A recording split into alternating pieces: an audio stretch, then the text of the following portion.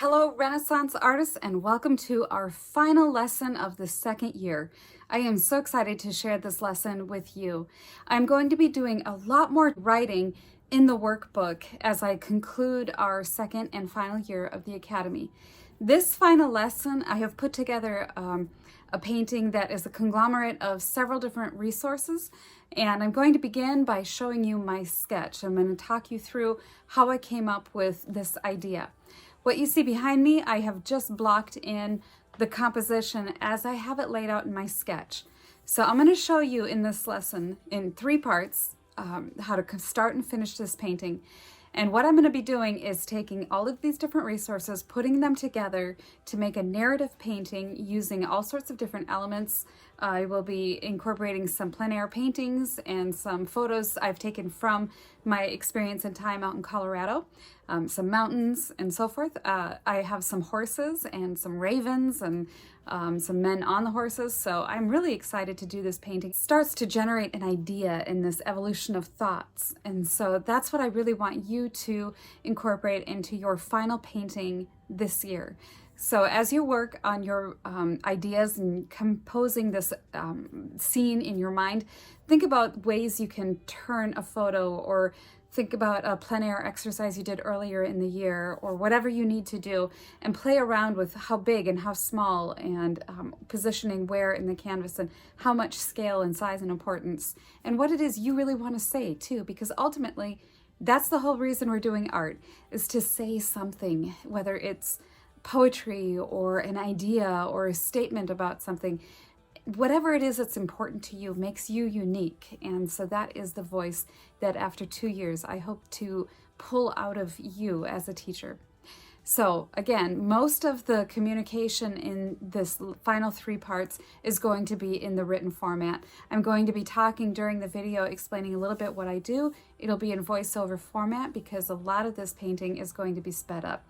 This is going to be a very long painting, and I'm excited to do it. It's going to be a challenge. But with every painting, make it a challenge and make it an adventure. You want to enjoy it, but push yourself out of your comfort zone just a little. All right, so let's jump in. I'll show you what I have going on here at this point. Okay, so the way I start any painting, especially one that's going to be more complicated, I begin with a few photo references that I really like and found inspirational. I liked this horse rearing, but I liked him pointed this direction. The photo I had, he was pointed the other direction. I tend to like paintings that we can read more like the way we typically read, from left to right. It's okay to do them backwards, from right to left in your composition, but I personally prefer them this way. So that being the case, I preferred my horse to be reversed, and some of the other horses were already pointed that way that I had reference for. Now these horses this rider was part of a costume thing where he was dressed as the plague doctor, but I didn't want to do that because I didn't want the painting to be all about that. So, but I do love ravens, and I thought, how can I incorporate ravens into this theme? And I came up with a few sketches of some people. I thought maybe they would play some sort of role. But then I got thinking, if they're all so iconic, and you look at them, and then that becomes what the painting is about, who these men are and what are they doing. So I started playing with ideas, and I loved the idea of the storm cloud coming in. And I started putting together the idea of, if I have a storm cloud and these men are on horses and there's a raven or two, how can I play with that in my story? And so I started coming up with this idea that they're on a hill and overlooking this mountainous valley. And I remembered when I was in Colorado seeing all the ravens flying around, and there were these gorgeous dramatic skies in Colorado. So it made sense to me to have some sort of a Colorado type background with this dramatic cumulonimbus storm cloud. So I put the two together to form this landscape, and I thought, what's the best size and placement and arrangement? I had 4 horses originally. How would they work best in this scenario? And since this guy was my favorite, I decided to put him off center stage. And then I started putting these two here, and you can see in the painting, in the video, I don't like that this one was right here. After I had it there, I thought it was just too heavy and too much. So I do wipe him out. But you can evolve an idea as you're going along. But before you start getting into laying down too much paint, you really want to have this worked out. But regardless, you can always adjust things. So on the other side, I came up with a few more sketches. So on this page, I came up with a value layout. I liked the sky being a little bit darker so that the clouds had that sense of drama. In this sketch, they're two equal, and I make them, this one smaller in the painting. And this value is a little too dark. I think that the value should be more a part of the background, more consistent with blending in down there, because we have this area of contrast that's too great. So I want this to be my darkest dark, my main guy. And then I couldn't sleep one night in the course of, after this was already on canvas, and it really bothered me. You know, what is this painting about? How can I play with this narrative even more? Because right now, at the early stage, it was like, okay, so what? Who cares? Why are these guys here? Why is there a bird there? It doesn't really make sense. And an idea came to me to get rid of that one guy in the corner. Maybe I'll put a forest in. I do that later on. Make the light direction a little bit higher up so it's just hitting the tops of them and the trees. And then I'll do a flock of ravens. I'll lighten the value of this valley down here, and I'll make that misty. And I'm going to release a flock of ravens. So there'll be one here, but there'll be more down here flying then into the valley. And I want to call it something like The Release. And it's about fears, releasing our fears and allowing just the peace of a situation to take over, and whatever may come, may come. And so that to me is the narrative of this painting. And once I had that worked out, the freedom to get rid of this guy in the corner made more sense. The idea of a forest made sense. The flock of ravens made sense too. And the storm and all that. So things started to really play together when I came up with an idea like that, releasing fears and anxiety and just being part of that. So I have my guy on the horse. And in fact, if you look at the painting and finished in the first session, you'll see that they have sort of drapery, fabric-y things hanging off the horses. And this one, the rider who's wearing a cape, it's kind of shaped like raven wings. So it's sort of like just taking flight. And that is where I'm going with this. Okay, so what you can see so far here on my canvas, this is 24 inches tall by 3 feet across, 36 inches. And I have blocked in, according to my thumbnail sketch, where I'm going with this. I've really just sort of blocked in a value for the clouds. They are going to be taking on more of a structure and a form and shape as I begin working on that. Before I get too far, I wanted to block in exactly the size and placement of where I want my horses in here. So I have my mountain back there, and all I did with it is just calculate the value according to my sketch. The colors may change, the atmosphere, the storm from the clouds may lose some of those edges and so forth, but that's what I wanted to get in this point already. I did begin on a toned canvas, you can see that.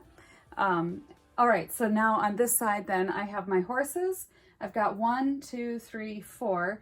This one, the horse is rearing and he's going to be launching off a raven into the storm basically. So that's what's going on here. Some of these men are going to have ravens on their shoulders or just landing on their shoulders, whatever. I may play with the idea a little bit more as we go along. I've got some foreground in here. I may just put rocks or brush or whatever from other photo references I've taken. But I have some plein air sketches using this sort of general format that I will refer to those as well throughout my exercise of this painting. Okay. So I'm going to take the time now, I'm going to stop filming, and I'm going to just get the drawing of all of these accurate.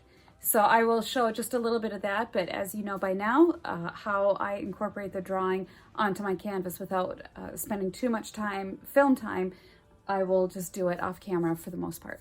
Okay, so let's get going. Okay, so I got a few hours into the painting and I've laid everything out, and I have my central character right here, and then the clouds and so forth. And then what I'm noticing as I'm going forward in the painting is that I don't really like this guy in the corner. I think that it makes the corner too heavy. So I'm going to take him out And I think I might replace it with like a gnarly stick or branch or some sort of bush or whatever. And then I'll be adding some more things throughout here to help the composition. I will be making this a little bit lighter, and then I'll put a flock of ravens flying down like this and going back into. So my composition will be this way and then down in back that way to just combine the whole painting and create a sense of drama. I might make this raven a little bit smaller, and so those are just thoughts that I'm thinking about as I'm going forward. I'm going to stop my regular filming and I will do it in fast forward, and then I'll talk over that and explain what I'm doing. But for now, I'm just going to set the camera to film, and I will work on some more of those information articles of just getting rid of this and adjusting and working on the drawing. Again, more finesse in here. And you'll see me jump around a bit too, because that's how you keep a painting fresh. You keep working around the whole thing, and it creates a sense of unity as well. All right, so I'm gonna get going. All right, so I begin this painting session with scraping off that rider in the corner, and I wipe it down with a little bit of thinner. I wanted to point out a couple of new colors that I've put on my palette today. Now, you don't need to get these colors, but I'm just showing you what I have, because I thought for our final project, let's just have some fun and we'll throw in a bunch of colors. I have all the normal colors that I always use, but today I'll just go across what I have on my palette. This is titanium white, Naples yellow, cadmium yellow medium, cadmium red light, quinacridone red, yellow ochre, Indian yellow, burnt sienna, Indian red, ultramarine blue, magenta, alizarin crimson, quinacridone violet, and then phthalo green.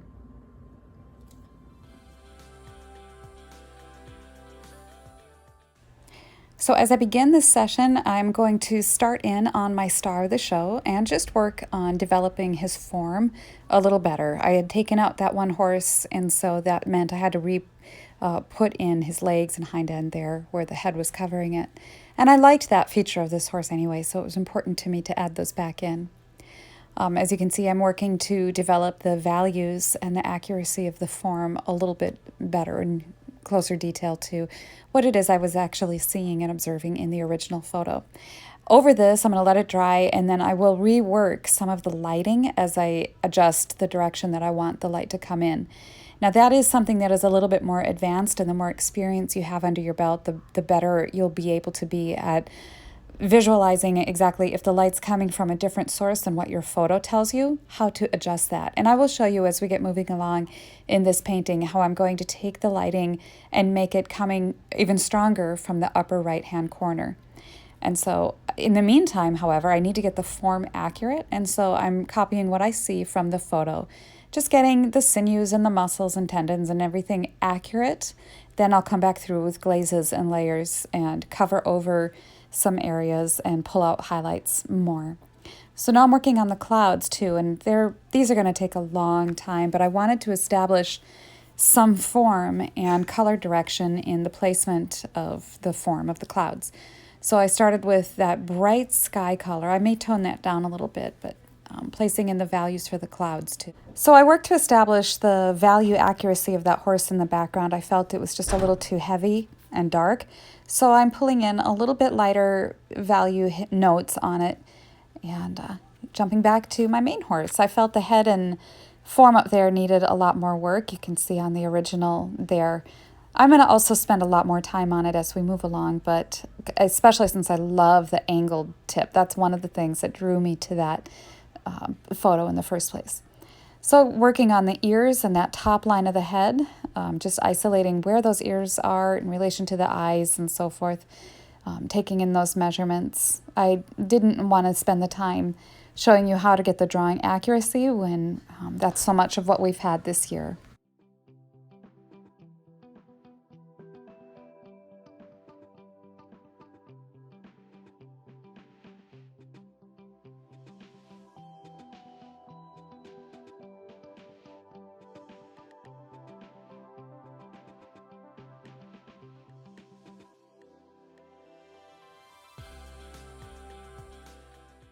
When painting horses, getting the correct eye placement in relation to the nostril placement is vitally important.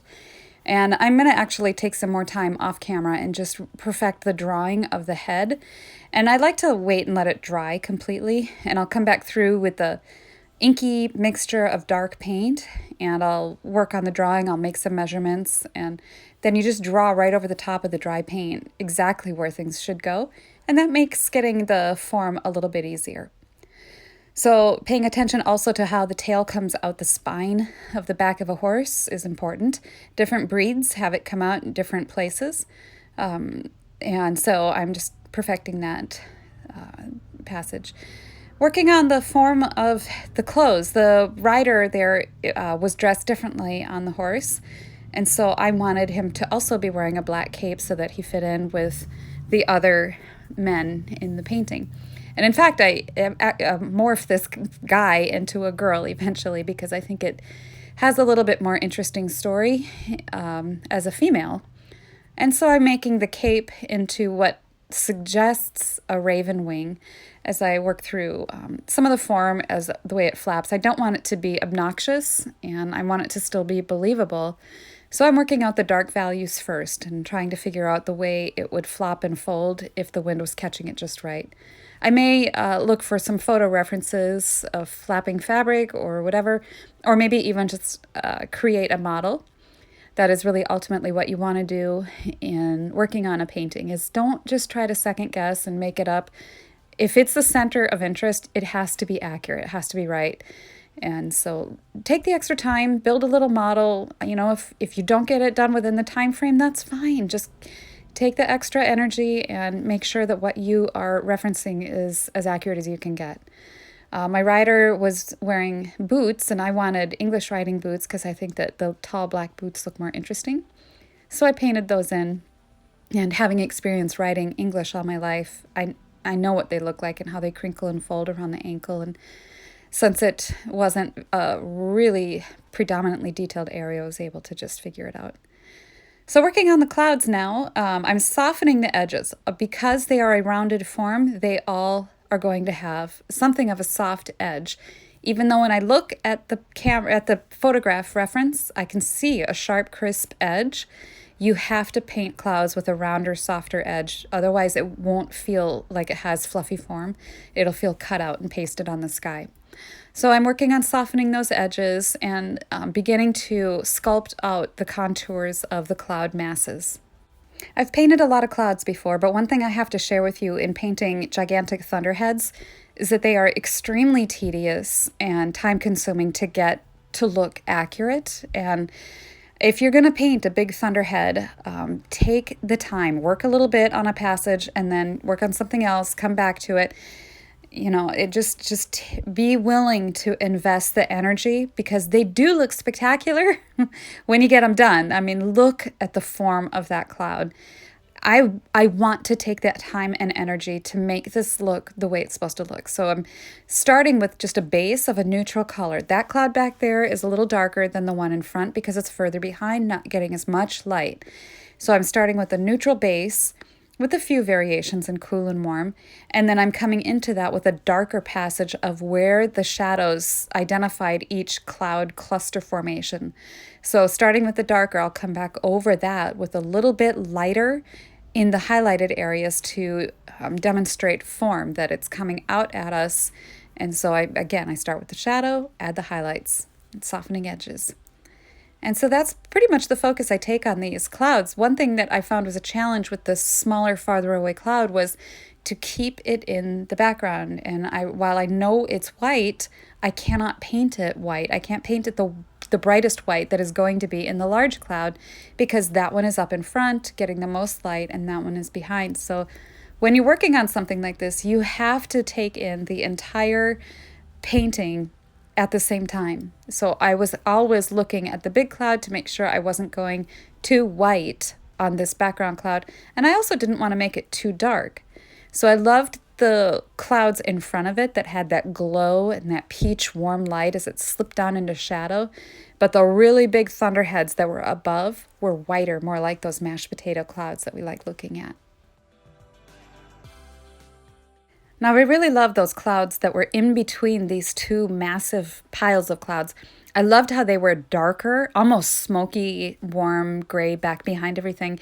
And it really gave that illusion of depth by putting those in. And so that is what I was doing behind those clouds to give that illusion of form.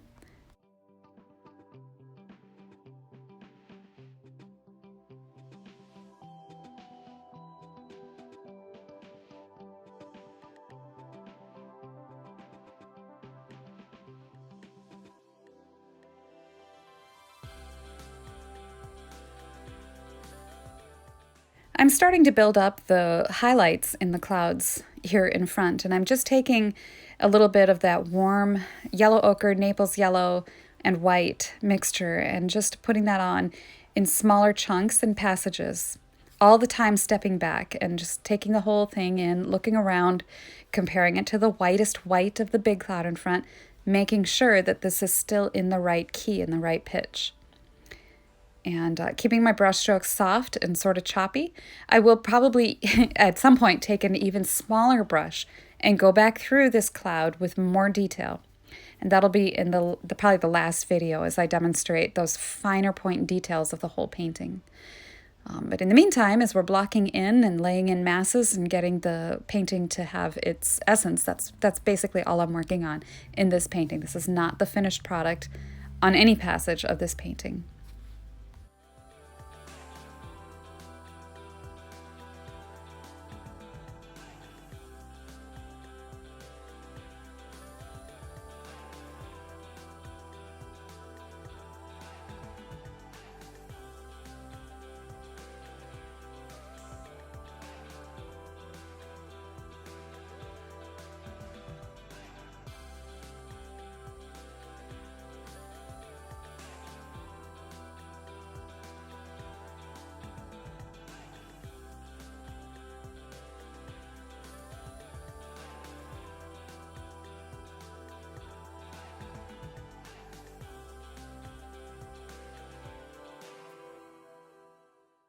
I'm taking extra care and caution to make sure that I do not lose those darker passages that I had sculpted in defining the form of the shadowed parts that explain the contouring of the cloud masses.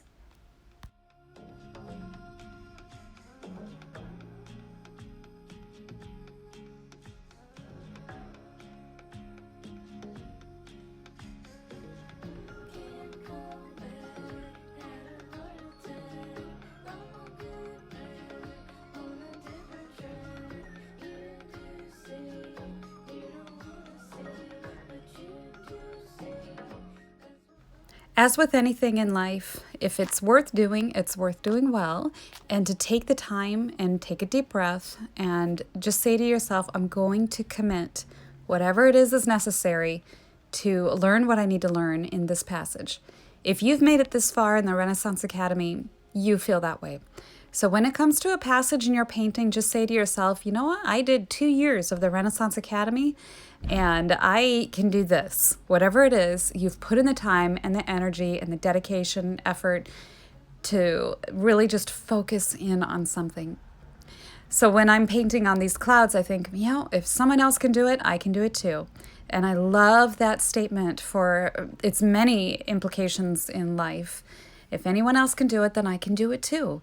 And so I've seen paintings of fantastic storm clouds and just dynamic paintings and so forth. And, it's not a matter of copying what other people are doing, but a matter of finding who it is that you are and what it is you want to say and how you mean to say it and your voice that comes through every movement of the brush. And so you seek that out. And it's not that you're looking for a style, but your style finds you. And so what I'm doing here in this passage, in this background, is I am now taking just a cheap, stiff little stubby brush, and I'm going through and softening some edges. That man back there, he needs to be a lot softer. And so I'm just losing some of the crisp definition. I'm taking some cloud color and just kind of swooshing it over into him and taking some of the horse color and swooshing it into the background. I may at some point take a glaze and cover over some of the coloring on the horse. I'm not sure if I'm going to keep the raven. I haven't decided yet. May play with it a little bit more, but I do like the form and the drawing of it all. I like the mystery of his face and that we don't see it. I may just give him a cheekbone and not much else, but I felt the legs were too striking, and so I needed to soften the edges, and that's what I'm doing there. Just keeping everything as muted as possible to show that that guy is back there sort of watching everything, and I like that. There's something spiritual about that. So I'm taking now and softening the cape robe that's in front, and I want to keep that to have a feeling of movement. And so if it's sharp, clean, crisp edges, it won't have that feeling of movement. So by softening the edges, it really can create that feeling of drapery, flapping. Same with the hair as well. You can see now it's a female. I made the hair long, and doing the same thing with this clean, dry brush, often wiping it off on my paper towel, going through and just softening edges where the brush strokes were a little choppy. As I want to approach this the next day of painting, I want some of those things that I laid down to have a little bit more softer appearance so that I can either build up or sharpen or crisp or mute, whatever. I want to be able to play with it the next day. So if I put paint down too thick on the first layer on these more elaborate paintings, I want to just kind of soften that. Working alla prima, plein air, it's all right to get the paint thick, but not in such a situation where you're going to be working day after day. This is as far as I got today, and I want to thank you guys for joining me, and we'll work again more on this next week.